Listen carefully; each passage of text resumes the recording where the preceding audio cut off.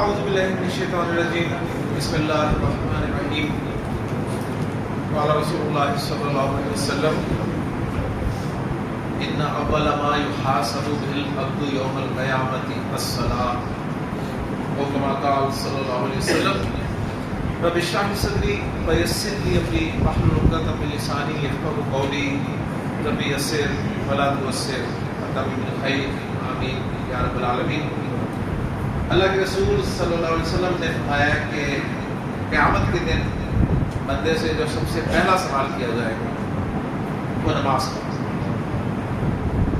ان اول ما يحاسب به العبد يوم القیامۃ الصلاۃ، بندے سے قیامت کے دن جو پہلا سوال کیا جائے گا نا، پہلا سوال وہ نماز کا۔ بچپن سے ہم کچھ جملے سنتے آ رہے ہیں جی نماز کے حوالے سے، وہ جملے ان میں کون سا مرکب استعمال ہوا ہے وہ میں آپ کے سامنے بورڈ پہ لکھتا ہوں اور آپ پہچانیں گے انشاءاللہ تعالیٰ کہ ان جملوں میں مرکب اضافی ہی استعمال ہوئے۔ ایک جملہ ہم اسکول میں دیواروں پہ، چارٹس پہ، مساجد میں، مدارس میں لکھا دیکھتے آ رہے ہیں کہ الصلاۃ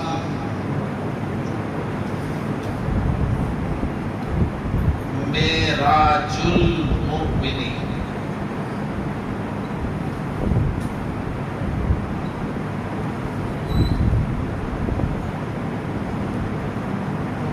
چیک کریں جی مرکب اضافی بن رہا ہے، بن رہا ہے جی۔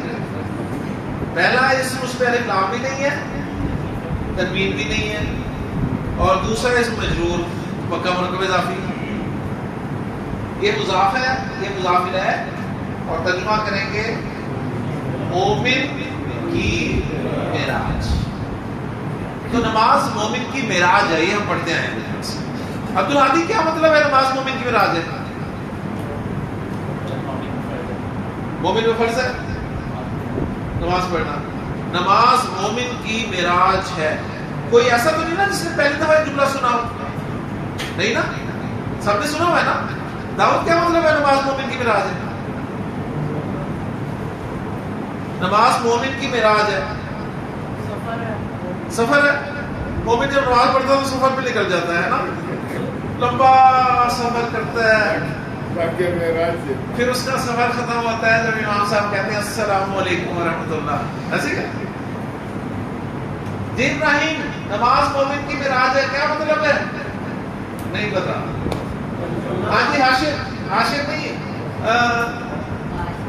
ہے، کاشان جی، کاشان نماز مومن کی معراج ہے۔ علی رضا نماز مومن کی معراج ہے۔ قاسم نماز مومن کی معراج ہے۔ جب مومن نماز پڑھتا ہے تو دنیا میں نہیں ہوتا، وہ عرش میں چلا جاتا ہے۔ ماشاءاللہ جی ابو ذر نماز مومن کی معراج ہے، اللہ تعالیٰ سے ملاقات۔ ماشاءاللہ، ایکسیلنٹ ایکسیلنٹ۔ وہ معراج کو سمجھیں، معراج میں کیا ہوا تھا عبدالہادی؟ اللہ کے رسول صلی اللہ علیہ وسلم نے اللہ سے ملاقات کی۔ گویا بندے کا اپنے رب سے ملاقات کرنا، ٹھیک ہے؟ اچھا، ملاقات میں کیا ہوتا ہے عبدالہادی؟ آپ اپنے دوست سے ملاقات کرنے جاتے ہو تو کیا کرتے ہو؟ سلام دعا کرتے ہیں، اور السلام علیکم وعلیکم السلام اللہ حافظ۔ ہاں بات چیت، ماشاءاللہ۔ گویا بندے کا اپنے رب سے باتیں کرنا، یہ ہے جی نماز۔ ملاقات میں باتیں۔ گویا بندہ جب نماز پڑھتا ہے تو گویا وہ اس حالت میں ہوتا ہے کہ اپنے رب سے باتیں کر رہا ہوتا ہے۔ ہم بھی باتیں کرتے ہیں منور صاحب، ہے نا، نماز میں کس سے؟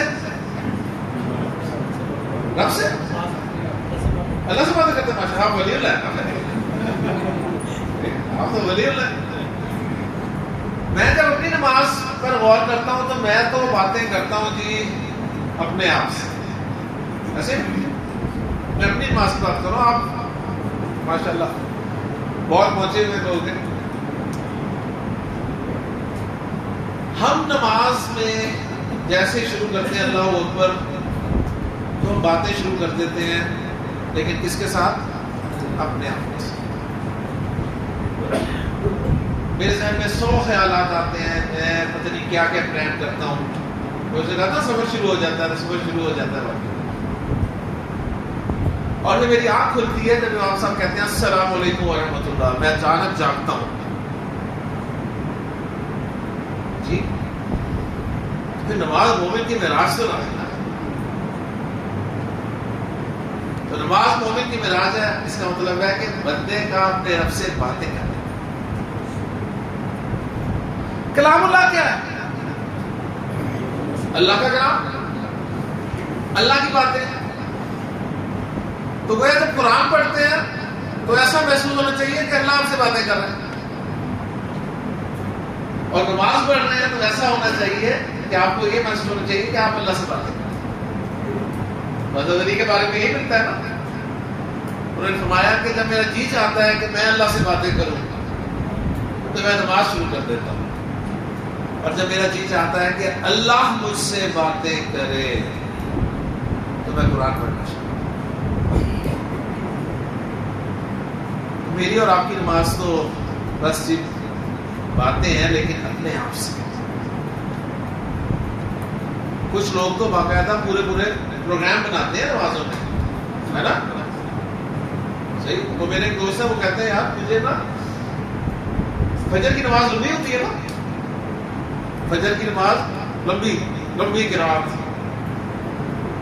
وہ کہتے ہیں مجھے تو سر فجر کی نماز لمبی رکعت کی حکمت ہی پتہ چلی اب. میں نے کہا کیا؟ کہتے ہیں سارے دن کی پلاننگ کرنی ہوتی ہے. صبح فریش ہوتے ہیں جی، سارے دن کی پلاننگ. اچھا میں نے یہاں بھی جانا ہے، میں نے یہ بھی کرنا ہے، میں نے وہ بھی کرنا ہے، اس سے بھی پیسے لینے ہیں، اس سے بھی لینے ہیں، اس سے بھی لینے ہیں. اور عشاء کی بھی لمبی ہوتی ہے. ہمارے قاری صاحب ماشاء اللہ کتنی لمبی نماز پڑھاتے ہیں نا، پورا سبق دہرا لیتا ہوں میں تو. آج میں نے کیا پڑھایا، کس کس نے سوالوں کے جواب دیے، کس کس نے جواب نہیں دیے. 4 لگاتے ہیں بڑے آرام سے. تو لمبی نمازوں کی حکمت پتہ چل جاتی ہے کہ کیوں لمبی نمازیں رکھی گئی ہیں. تو بندے کا جی اللہ سے باتیں کرنا ہے، یہ ہے اصل میں مومن کی معراج نماز. پھر ایک جملہ اور ہم بچپن سے پڑھتے آ رہے ہیں نماز کے بارے میں کہ الصلاۃ عماد الدین. چیک کریں مرکب اضافی ہے، مرکب اضافی ہے. عماد الف لام بھی نہیں ہے، تنوین بھی نہیں ہے، اور الدین مجرور ہے. عماد کہتے ہیں ستون کو، پلر جو ہوتا ہے نا اسے کہتے ہیں عماد. اور عماد کی جمع ہے امد، فی امد ممددہ. تو کیا ترجمہ ہوگا عماد الدین کا؟ دین کا ستون. تو مطلب ہوا جی نماز دین کا ستون ہے. ابراہیم کیا مطلب دین کا ستون ہے؟ نماز دین ستون نماز میں کھڑا ہے. ہاں کیا مطلب ہے؟ نماز ضروری ہے. کیوں ضروری ہے؟ اس سے کیسے پتہ چلا کہ نماز ضروری ہے؟ پورا کا پورا دین نماز پر کھڑا ہے. جی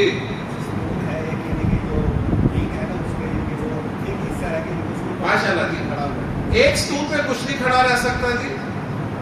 ستونوں پر کوئی عمارت کھڑی کرتے ہیں آپ، ان ستونوں میں سے ایک ستون جو ہے وہ نماز ہے.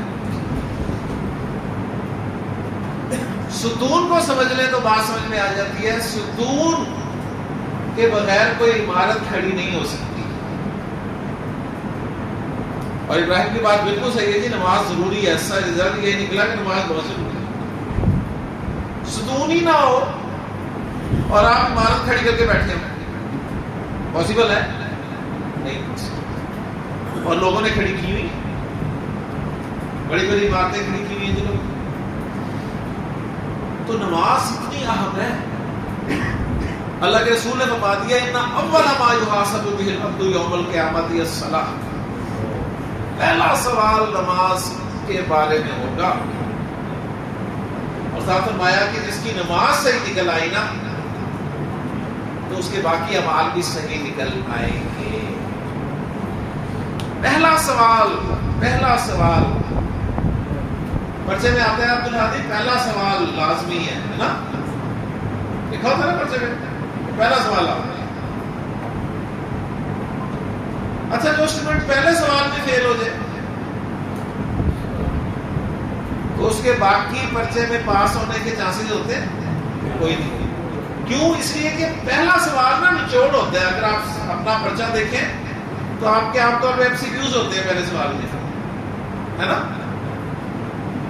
اور وہ MCQs پوری بک کا نچوڑ ہوتا ہے، اور آپ اسی میں فیل ہو جائیں تو MCQs میں فیل ہو گئے تو باقی پرچے میں کہاں پاس ہوں گے یار؟ تو ہم نے فرمایا پہلا سوال نماز کا، پہلا سوال۔ مجھے یاد ہے جب میں نے 5ویں کلاس کا امتحان دیا تھا، وہ وظیفے کا امتحان تھا، تو جب ہم پیپر دینے گئے تو ہمیں بتایا گیا، پہلے سے پتا تھا ہمیں کہ ایک دن میں سارے پرچے ہوں گے، ایک دن میں۔ تو ہم سارے سبجیکٹ کی تیاری کر کے گئے تھے۔ جب ہم ہال میں داخل ہوئے تو انہوں نے کہا جی سب سے پہلے آپ کا نا حساب کا پرچہ لیا جائے گا، حساب کا پرچہ لیا جائے گا، پہلا پرچہ حساب کا ہوگا۔ اس کے بعد آپ نے باہر بیٹھنا ہے، انتظار کرنا ہے، ہم آپ کے پرچے چیک کریں گے۔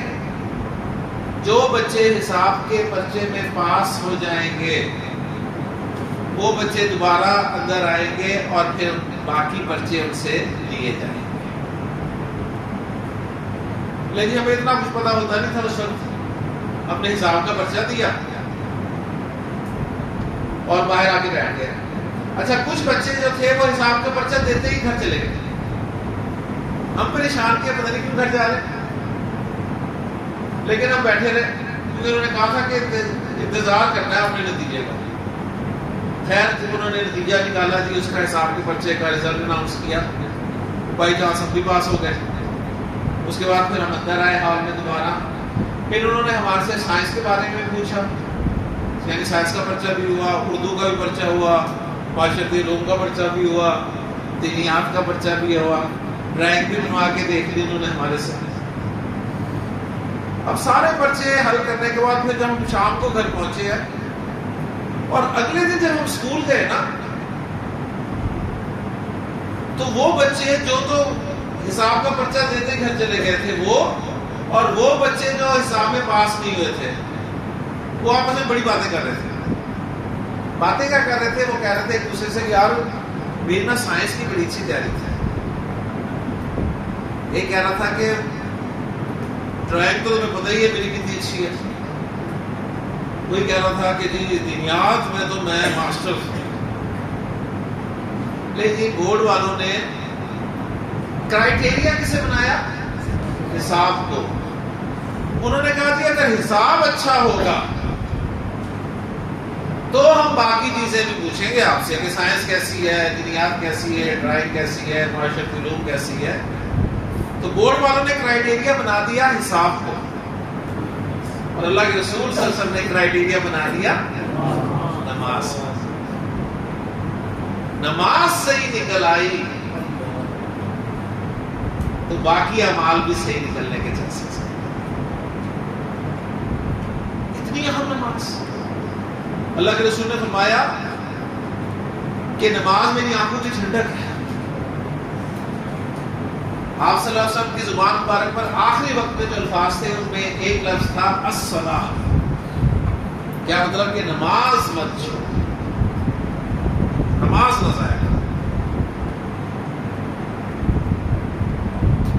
ہمارے استاد بتاتے ہیں کہ پارٹیشن سے پہلے جب سب لوگ اکٹھے ایک جگہ بیٹھا کرتے تھے شام کے وقت، جس طرح آج کل لوگ بیٹھ جاتے ہیں شام کے وقت باہر اکٹھے ہو کر، تو ہندو مسلمان سکھ اکٹھے بیٹھے ہوتے تھے، گپ شپ کر رہے ہوتے تھے. تو اسی طرح ایک مرتبہ سب بیٹھے ہوئے تھے،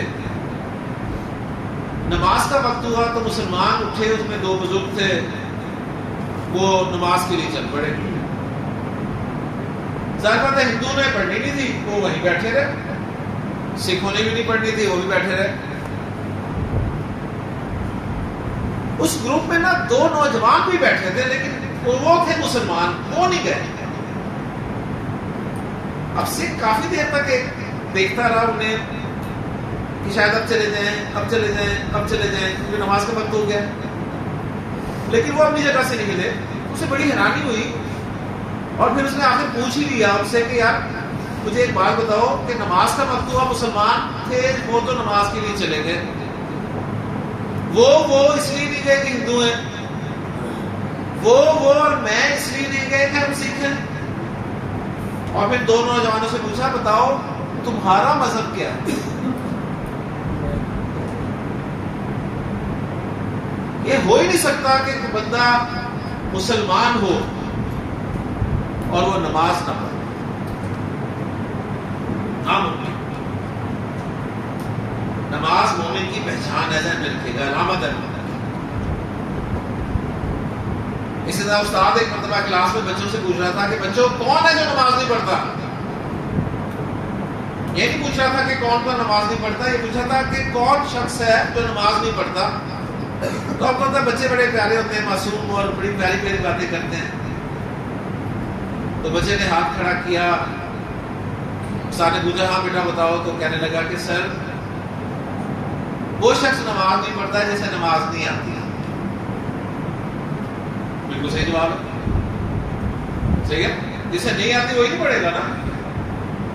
ایک بچے نے ہاتھ کیا کھڑا کیا، استاد نے پوچھا جی بیٹا، وہ بولا سر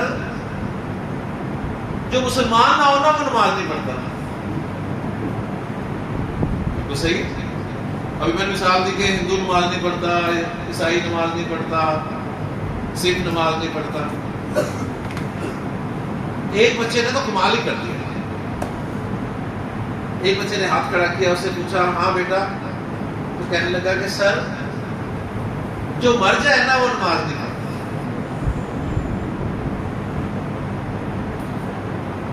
سے مر گیا وہ کہاں نماز پڑھے؟ اب سیدھی سی بات ہے جی، اگر میں نماز نہیں پڑھتا نا تو مجھے جائزہ لینا چاہیے اپنا. کیا مجھے نماز نہیں آتی؟ کیا میں مسلمان نہیں ہوں؟ کیا میں مر گیا؟ کیونکہ نماز تو صرف وہی نہیں پڑھتی. نماز بہت اہم ہے. نماز کے بغیر مسلمان نہیں. اللہ تعالیٰ ہمیں نماز کی قدر کرنے کی کوشش. لے جی مرکب اضافی سمجھ میں آ گیا. اب بس ایک گولڈن پوائنٹ لکھ لیں کہ گولڈن پوائنٹس پتہ ہے میں کون سے لکھواتا ہوں آپ کو؟ یہ وہ پوائنٹس ہوتے ہیں جو بہت کم استعمال ہونے والے ہوتے ہیں. تو جو لوگ شوق رکھتے ہیں وہ تو ان گولڈن پوائنٹس کے بارے میں اس سے سوال کر سکتے ہیں، ورنہ آپ کے لیے اتنا بھی کافی ہے. تو گولڈن پوائنٹ لکھیں گے مضاف اگر مثنی یا جمع سالم مذکر ہو، مضاف اگر مثنی یا جمع سالم مذکر ہو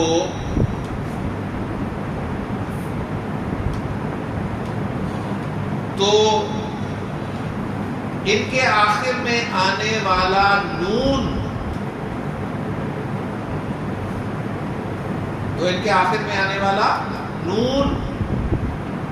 ہٹا دیا جاتا ہے.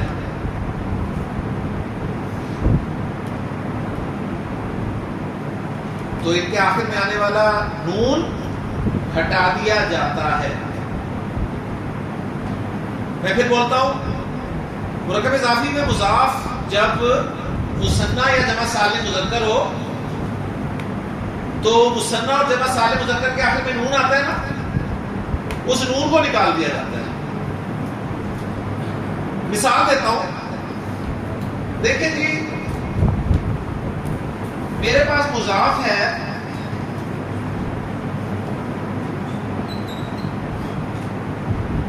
بیتانی. بیت کی جمع کیا ہے؟ بیتانی. صحیح ہے نا؟ اور مضاف الیہ کی جگہ پر میں لفظ رکھنا چاہتا ہوں زید کو. اب مضاف کی کیا شرطیں ہیں؟ الف لام بھی نہیں ہوتا، تنوین بھی نہیں ہوتی. اب مثنیٰ میں تو ویسی تنوین نہیں آتی نا، تو اب مثنیٰ کے آخر میں نون آتا ہے تو وہ ہم نون نکال دیتے ہیں. تو کیا بن جائے گا؟ بیتا زیدن. بیتا زیدن کیا مطلب ہوگا ابھی بھائی؟ زید کا گھر. گھر ایک ہے کہ دو ہیں؟ دو ہیں. کیا تجربہ ہوگا؟ کتنے؟ دو گھر. زید کے دو گھر. دو گھر.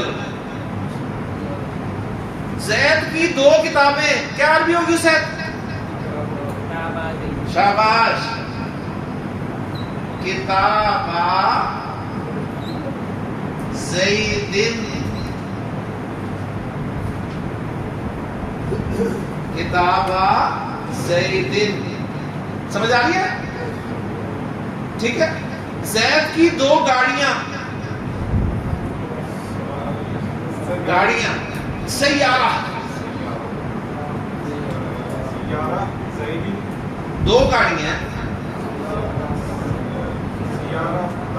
شاباش. سیارہ تانی ہے نا. سیارہ تانی تو بیچ میں سے نون نکل جائے گا تو کیا بچے گا؟ سیارتا زیدن. زید کی دو گاڑیاں. جس کے پاس دو گاڑیاں وہ امیر ہوتا ہے نا، امیر ہوتا ہے. اور جس کے پاس چار بہت ہی امیر ہوتا ہے نا. لوگوں کے پاس 6 گاڑیاں ہوتی ہیں. وہ کسی نے ایک گھر کے گیراج میں نا 5 گاڑیاں کھڑی ہوئی دیکھی. 5 گاڑیاں. بڑا حیران ہوا ہے اس لیے کہ اس نے کہا اس گھر میں تو 2 میاں بیوی اور ایک بیٹا 3 رہتے ہیں. گاڑیاں انہوں نے 5 رکھی. اسے رہا نہیں گیا. اس نے کہا پوچھتا ہوں کسی دن نکلتے ہیں نا ان کے نوکر سے پوچھتا ہوں. صحیح نوکر سے پوچھتا ہوں کہ یہ 5 گاڑیاں کیوں رکھی ہوئی ہیں؟ بندے 3 ہیں یہ. تو ایک دوسرے پوچھ لیا. اس نے کہا دسو جی 5 گاڑیاں کیوں ہیں؟ تو نے کہا یار ایک گاڑی جو ہے نا یہ صاحب کی نہیں ہے. ایک گاڑی صاحب استعمال کرتے ہیں، صاحب اسی پہ آتے جاتے ہیں، تو ایک گاڑی صاحب کی. ٹھیک ہے. انہوں نے کہا دوسری، کہتے دوسری بیگم صاحبہ کی. دوسری گاڑی بیگم صاحب استعمال کرتی ہیں، اس پہ آتی جاتی ہے. تیسری، کہتے تیسری گاڑی وہ چھوٹے بیٹے کی ہے جو ایک ہی بیٹا ہے ان کا. تیسری گاڑی وہ استعمال کرتے ہیں. چلو سمجھ آ گئی.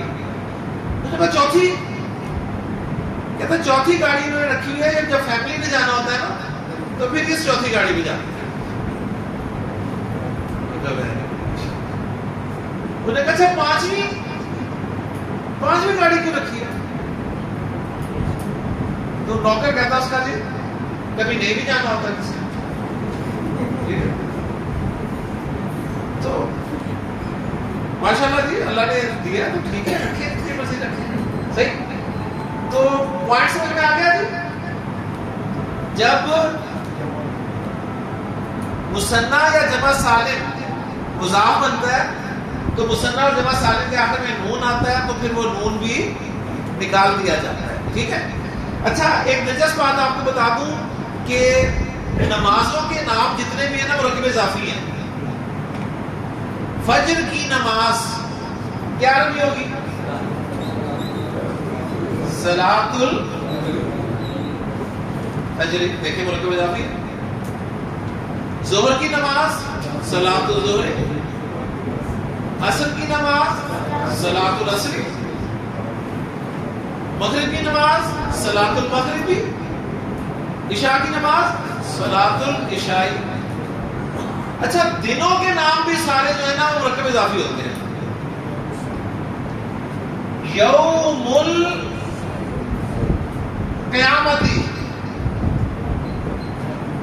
سب سے بڑا دن پہلے ذکر کر لیں. یوم القیامتی قیامت کا دن. یوم الجمعاتی جمعے کا دن. یوم السبتی ہفتے کا دن. باقی دن قرآن میں استعمال نہیں ہوئے. تو بس صرف آپ کو بتا رہا ہوں کہ نمازوں کے نام بھی مرکب اضافی ہیں اور دنوں کے نام یہ سب بھی مرکب اضافی ہیں. کلیئر ہو گیا جی پوائنٹ؟ لے جی اب ذرا ہم ایک پوائنٹ مرکب اضافی کو تھوڑا سا اور آگے بڑھاتے ہیں. اس کی تصویر جلدی سے لے لیں کوئی ایک بندہ تاکہ گروپ کرے اور میں اس جگہ کو خالی کروں.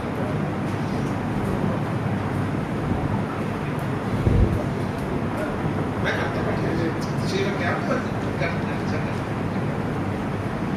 کر دو بیٹا صاحب.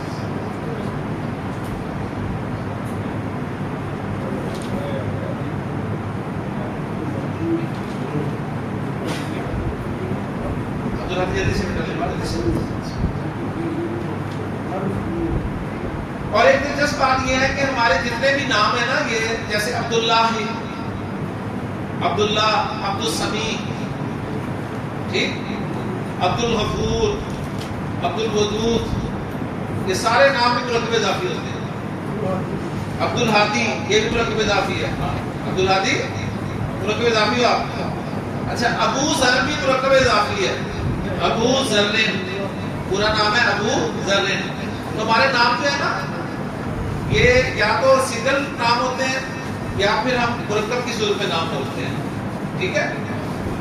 تو جو نام ہے ہمارے سارے عبد والے اور ابو والے یہ سارے مرکب اضافی ہیں. ابو لہب ٹھیک ہے کنیت. ابو جہل ابو بکر ابو تراب یہ ساری کنیتیں جو ہیں یہ بھی سب کی سب مرکب اضافی ہیں. تو مرکب اضافی بہت استعمال ہوتا ہے. ٹھیک ہو گیا. اب مجھے بتائیے جی مرکب اضافی میں مضاف کو آپ کیسے پہچانتے ہیں؟ الف لام بھی نہ ہو تنوین بھی نہ ہو. اور مضاف الیہ کیسے پہچانتے ہیں؟ مجرور ہو. ایسے ہی ہے نا. اب میں آپ کے سامنے 3 اسم لکھوں گا. 3 اسم آپ نے ان تینوں اسموں میں پہچاننا ہے کہ مضاف کون سا ہے اور مضاف الیہ کون سا ہے. پہچان لیں گے نا؟ پکی بات ہے. ماشاءاللہ.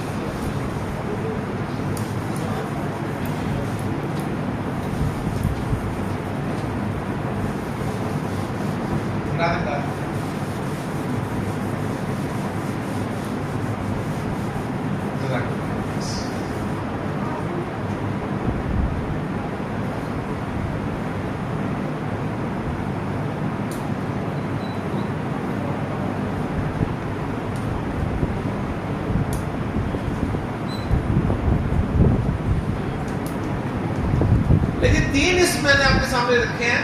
باب جس کے معنی ہے دروازہ. بیت جس کے معنی گھر. زید جس کے معنی زید. ان 3 اسموں میں سے آپ مضاف اور مضاف الیہ پہچان سکتے ہیں. ابو ذر پہچانو. مضاف کو کیسے پہچانتے ہیں؟ الف لام بھی نہ ہو تنوین بھی نہ ہو. تو پہچانو اس میں کون ہے مضاف. بابو کہہ رہا ہے مضاف ہے اور بیتی بھی مضاف ہے.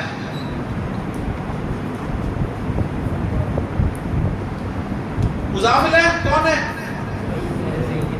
بیتی اور زید. ماشاءاللہ ماشاءاللہ.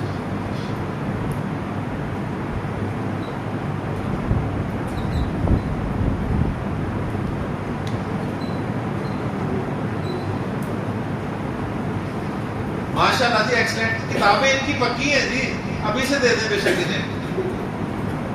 ان 2 بچوں کی کتابیں پکی ہیں.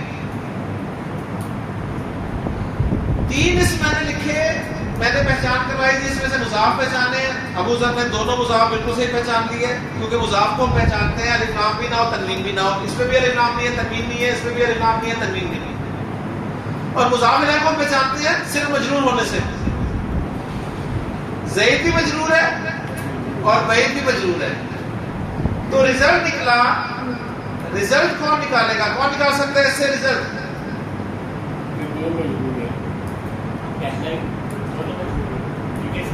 رزلٹ اس سے کیا نکلے گا؟ یہ کیا ہے جی؟ ماشاء اللہ, ایک ہی مرکب اضافی میں, مرکب اضافی ایک ہے لیکن اس میں 2 مضاف ہیں 2 مضاف ہیں. تو اب ہم پڑھ رہے ہیں جی پیچیدہ مرکب اضافی.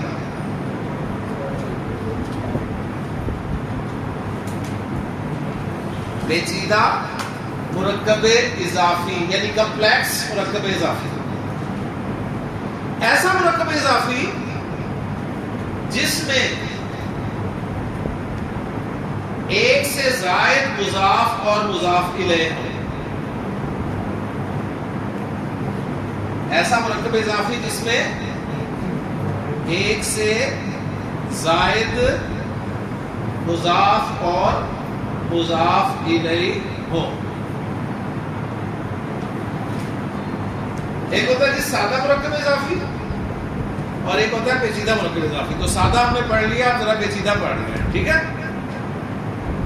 پیچیدہ مرکب اضافی کسے کہتے ہیں؟ ایسا مرکب اضافی جس میں ایک سے زائد مضاف اور مضاف الیہ.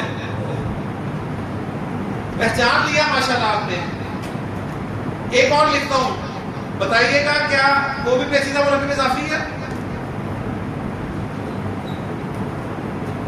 بنت رسول اللہ. پیچیدہ مرکب اضافی ماشاءاللہ. ایک اور لکھتا ہوں,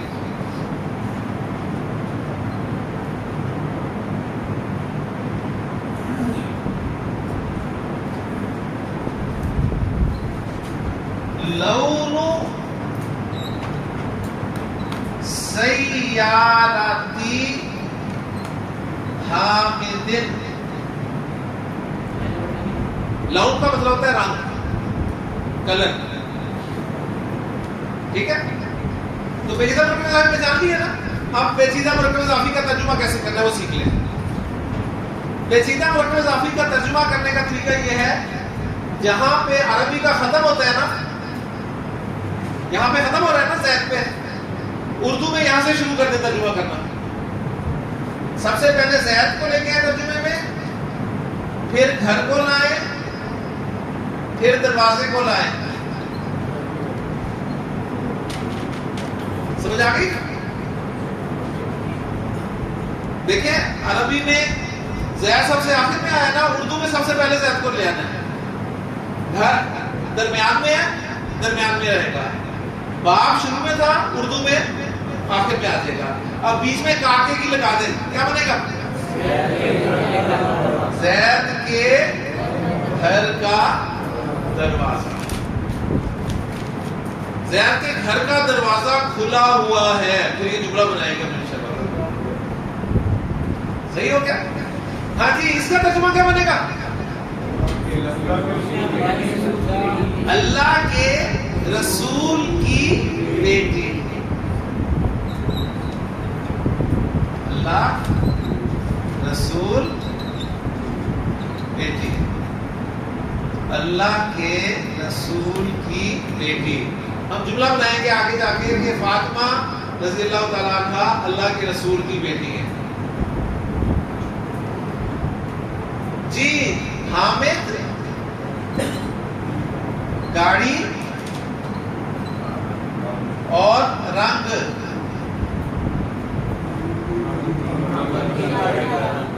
حامد کی گاڑی کا رنگ.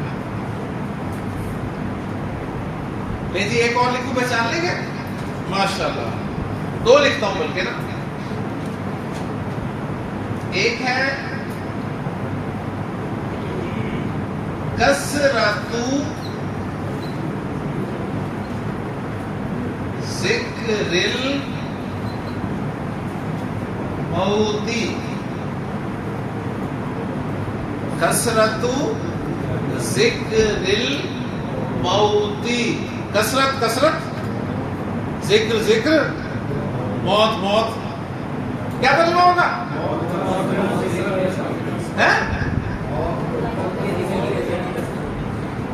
بولنا دوبارہ.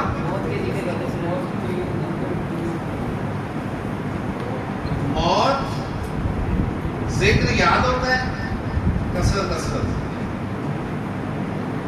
موت کی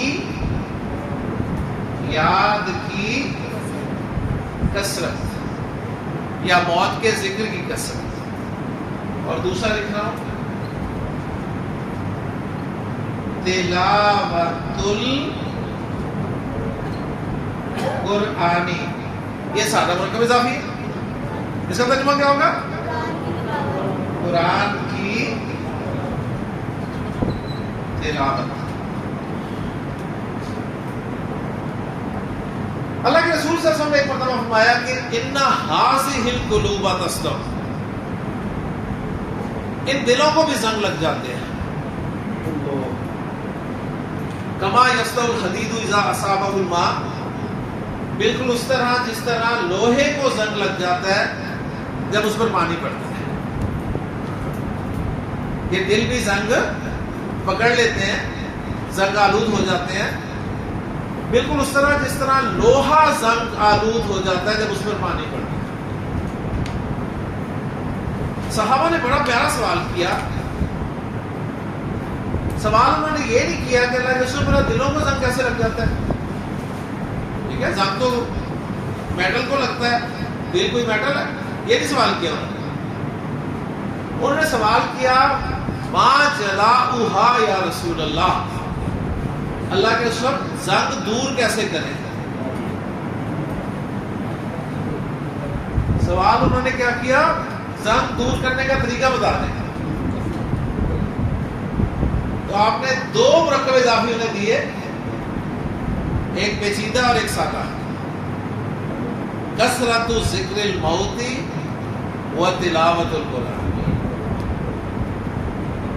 موت کی یاد کی کثرت اور قرآن کی تلاوت. موت کی یاد کی کثرت کیا مطلب ہے ساکر صاحب؟ ہر نماز کے بعد ایک تسبیح، موت موت موت موت موت موت موت موت. مرنے کی تیاری کرنا.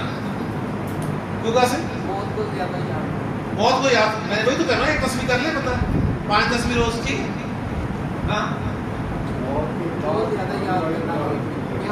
موت کے بعد آنے والے مراحل کی تیاری. جی اللہ کے احکام، اللہ کے نبی کے طریقے پر پورا کرنا کہ قیامت کے دن اللہ کے سامنے حاضر ہوگا. اس سے بچو جی کامیاب. ماشاء اللہ. یہی کہ دیکھیں سیدھی بات ہے، میں نے مر جانا ہے. جو بھی کام کریں وہ یہ سوچ کے کریں کہ میں نے اللہ کو جواب دینا ہے، میں نے اس کا جواب دینا ہے کہ میں جو بھی کر رہا ہوں میں نے اس کا جواب دینا ہے. جب ہر کام میں آپ کو یہ بات ذہن میں رہے گی کہ میں نے اس کا جواب دینا ہے، تو پھر دیکھیں آپ کیسے سیدھے رہتے ہیں. اور قرآن کی تلاوت ہم نے پہلے بھی پڑھا تھا کہ قرآن کا ایک سبب بھی ایسا نہیں ہے جس میں موت کا تذکرہ نہ ہو، ہے نا. الحمدللہ رب العالمین الرحمن الرحیم مالک یوم الدین، پہلے سبب مل گیا. دوسرے سبب پہ وبالآخرۃ ہم یوقنون، آخرت میں تو انہیں پکا یقین ہے. تو اللہ کے رسول نے کتنا خوبصورت فارمولہ دیا ہے. جی دیکھیں سیدھی سی بات ہے، آج کل موسم جو شروع ہونے والا ہے، اس میں میری بائک کو، میری گاڑی کو، میری پسندیدہ چیزوں کو زنگ لگنا شروع ہو جانا ہے. ایسے ہی ہے نا. اور پھر ہمیں فکر ہو جائے گی کہ یار یہ زنگ ہٹانا چاہیے. تو آپ کبھی کسی سے پوچھیں گے یار میں زن کیسے دور کروں، تو بالکل اسی طرح میرے اور آپ، میں اپنی بات کر رہا ہوں جی، آپ تو ماشاءاللہ مجھے لوگ ہیں، میرا دل تو زنگ آلود ہے. اگر آپ کا بھی ہے تو فارمولہ اللہ کے رسول نے دے دیا ہے 1450 سال پہلے، کثرت ذکر الموت و تلاوت القرآن. سبحانک اللہم و بحمدک، اشہد ان لا الہ الا انت، استغفرک و اتوب الیک.